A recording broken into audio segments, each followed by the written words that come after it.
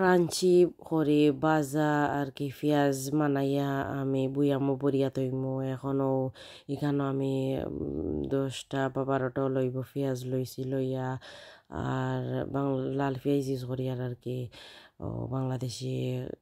আপনারা চাইলে সাদা পেঁয়াজ ইউজ করতে পারবা বা হয়ে পালা লাগবো লাল পেঁয়াজ দিয়ে করিয়া দেখি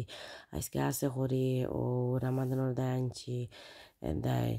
তো খাটি লাইছি খাটি আর বালা করে আর দিয়ে তোরা খসলাইয়া বাদে কেন 4 চামচে ওলা 1 চামচ বা 1.5 চামচ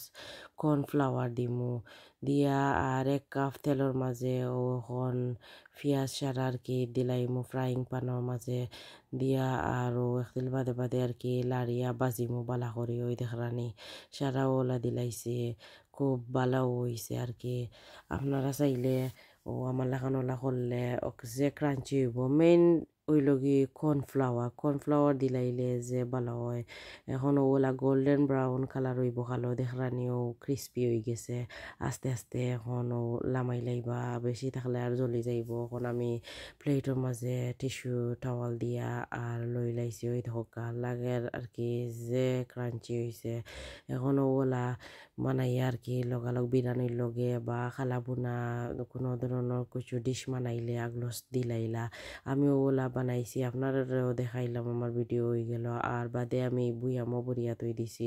কারণ ওই লগে বাদে আমি যেসাবালা যেসাতা বানাই যদি ইজি হইব আগলস উফরে দিলাইলাম